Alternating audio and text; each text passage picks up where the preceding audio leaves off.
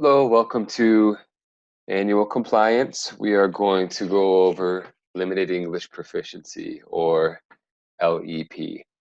My name is Matthew Kruger. I work in the training department at Genesee Health System. If you have any questions afterwards, please feel free to call or email at the number and address listed right here, 810-424-6093, or training@genhs.org. All right, so what does it mean to be limited English proficient? Who is a limited English proficient person? Okay, somebody who does not speak English as a primary language, or who may have a limited ability to read, speak, write, or understand English. Okay, that's limited English proficient, or LEP. So we're going to go over what that means for us. What do we do as an agency or a provider to make sure that we're recognizing somebody in our community that may not speak English as a first language? They may not speak English at all. How do we reach out to them? How do we connect with them? And how do we provide good services to them? Okay, so we are legally mandated to make sure that we are doing those things. And so there's a few different details that are really important. Okay, we want to make sure that we're paying attention to that, because we may receive money from the federal government, and that will make you or our agency legally obligated to provide LEP services.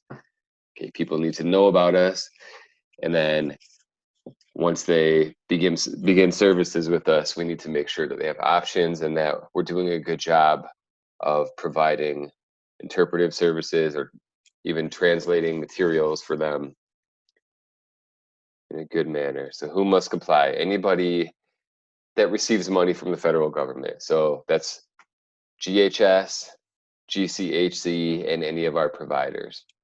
Okay. Subrecipients, so entities that receive federal funding from one of the recipients listed above. So providers and contractors. Okay. All programs and operations of the federal government. Okay. This is Title VI of the 1964 Civil Rights Act. That's where this quote comes from. It says, "No person in the United States shall, on the ground of race, color, or national origin, be excluded from participation in, be denied the benefits of, or be subjected to discrimination under any program or activity receiving federal financial assistance." Okay. Also, Executive Order number 13166. Okay. In August of 2000, this order improving access to services for persons with limited English proficiency was issued, and directed federal agencies to A, publish guidance on how their recipients can provide access to LEP services, B, improve the language accessibility of their own programs, and C, break down language barriers by implementing consistent standards of language assistance across federal agencies and among all recipients of federal financial assistance. Okay, so you want to do a four-factor analysis. Think about it at four different levels. First, the number of proportion of LEP persons eligible to be served or likely to be encountered by the program or grantee recipient. This is typically done by looking at data from the census, so get some new information every time a census is completed. The frequency with which LEP individuals come in contact with the program, the nature and importance of the program, activity, or service provided by the program to people's lives. So we're working with people's health, their mental health, their physical health, and we know those are connected. So health is very important. The resources available to the grantee recipient and costs. Okay, so we want to be thinking about all this stuff as we come up with policy or shape how we're going to reach out and provide services to somebody who English may not be their first language or they may not speak English at all. Okay, some elements of an effective LEP policy, some things to kind of think about if you're writing the policy or updating the policy. Identifying LEP persons who need language assistance, and that doesn't mean identifying individual persons, but looking at the commonly spoken languages aside from English that are spoken in the community. Okay, specifically here in Genesee County, looking at census data and knowing who's in our community so that we can reach out in various different languages, both maybe on written material and advertisements and things like that. Identifying ways in which language assistance will be provided. As we go through these slides, you'll see a couple different options that we have here at GHS, and hopefully any other providers are coming up with multiple different ways to provide that assistance, because choice is very important for the people that we serve. Training staff, which is what we're doing now. Providing notice to LEP persons. And monitoring and updating LEP policies. So there's always new technology coming out, new services, new ways of helping. So we're always looking at new ways to provide good interpreting and translating services. So you'll see some kind of new stuff towards the end of this, some new technology and things that we're utilizing. Okay, oral interpretation services. So we typically contract with other agencies to provide that, but you'll see different ideas and ways of interpreting include bilingual staff. We don't really utilize that here at GHS or at the health center. We do utilize telephone interpreter lines though. Voices for Health is one that's based out of Grand Rapids that we utilize. So we've got a slide coming up all about that, how to access them. Written language services, Voices for Health also does translating of our materials. So when we do health fairs or if we're doing any event in the community, we often take materials in several different languages. Those languages that we find that are most commonly spoken in our county besides English. Okay, we've got one kind of trifold that has, I think, 4 or 5 different languages that's often taken out. And that just provides basic info about our agency, phone numbers, what hours we're open, how to access services, what exactly we do here, just so we can kind of get the ball rolling. And of course, it also mentions that interpreting services are provided at no cost to the consumer. Okay, and also community volunteers, not somebody that we have to provide interpreting services here, but maybe other organizations might.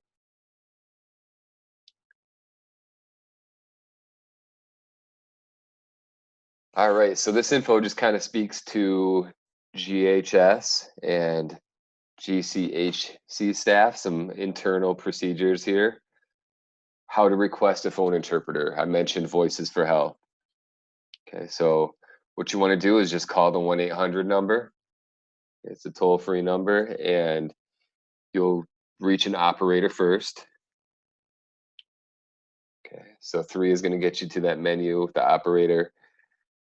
They're going to ask you what language that you might need interpreted. If you're not sure, a great thing about Voices for Health is they have staff who are trained to kind of help identify if we don't know what language the person called in and is speaking. We can utilize one of their staff who might have a guess as to what language that it might be. Okay, if somebody walks in, they walk into GHS and they're greeted at the front desk. There is a Voices for Health board called the I Speak board, and there's a variety of different languages, and written out in those languages is I speak and then whatever language it might be. Okay, so it might be I speak Portuguese, I speak Spanish. And whatever that different language is, the person might be able to find their language and point to it on the board, and that's going to help us kind of streamline and get the ball rolling as we call in for an interpreter. Okay, it also mentions that interpreting services are provided at no cost right on that board. So the person knows as soon as they walk in that there's not going to be a fee for that. Okay, how to request a sign language interpreter. Internally, we have an email address that goes to a few different people. The reason for that group email is that somebody might be on vacation or on leave. So there's more than one person that's going to receive that request and make sure that it's fulfilled in a timely, efficient manner. So there's your email address right there. Interpreter requests at genhs.org. And they're going to need several different pieces of information, kind of common sense things that you might think to send over. I put together a list of it right here. Name of the consumer, the case number, date of appointment, time of appointment, including length. So not just the start time, but also the end time. Type of appointment. It might be quarterly review time or working with parents or a med clinic appointment, whatever it might be. Location of appointment might be here at the main building, or it might be in the family home, wherever it is. Put down a good address for them. Okay. Name of agency or building. When the interpreter is coming to the building, they might use that for their directions. Okay. Full address, including city. Special instructions for parking. Anything that's going to make it easier for that interpreter to find where they're going.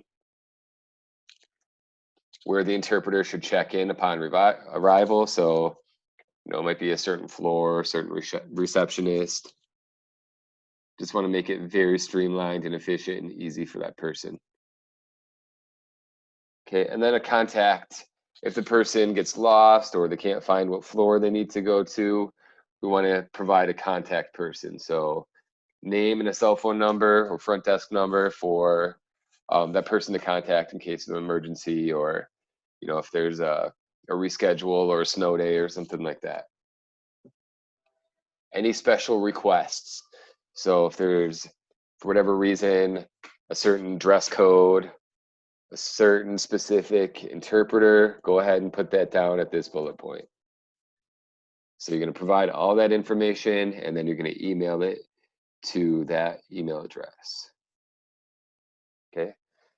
This is another option that we use here at Genesee Health System and also at the health center.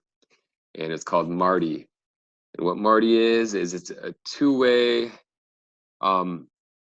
interpreter. It uses video and audio, so the person can actually see the interpreter and the interpreter can see the person. So you'll see on the screen down there, it's ran through an iPad and it's on like a rolling cart. So it's kind of up at eye level. It has a ton of different cool features. You see that main screen that's pulled up on that iPad right there, and that tablet is what you see as soon as you open up the app.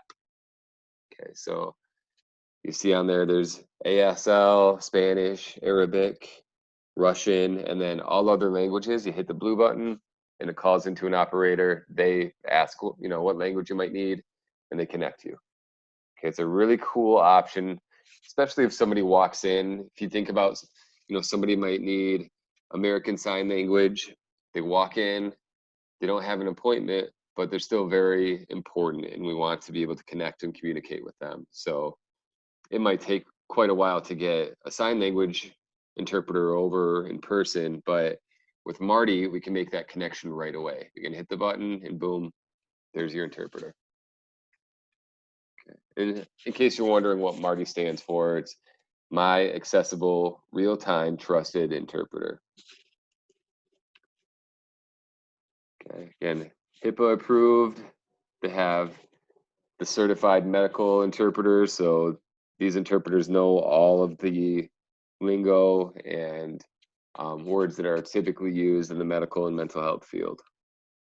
Okay, so really cool service. If you want to see one of the machines, there's one that's available for checkout at customer service. And then there's also Marty machines at several different access points in the agency and different programs. At the health center, they have one at Access. Believe there might be one at the PSR Clubhouse. Okay, so they're kind of peppered throughout the agency at different points where there's a potential that it might be utilized or there's high use. But there's also one that can be checked out as well.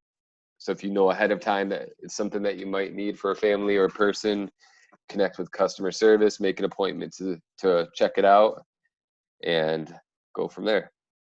Or if you'd like to just go down and see it, I'm sure customer service would be happy to show you what it looks like. But it's a really cool service, really cool way to kind of streamline and get speedy interpreting services. All right, if you have any questions, again, feel free to call us, feel free to email us, and we'll be happy to help out. Okay, that phone number is 810-424-6093 or training@genhs.org. All right, thank you for your time.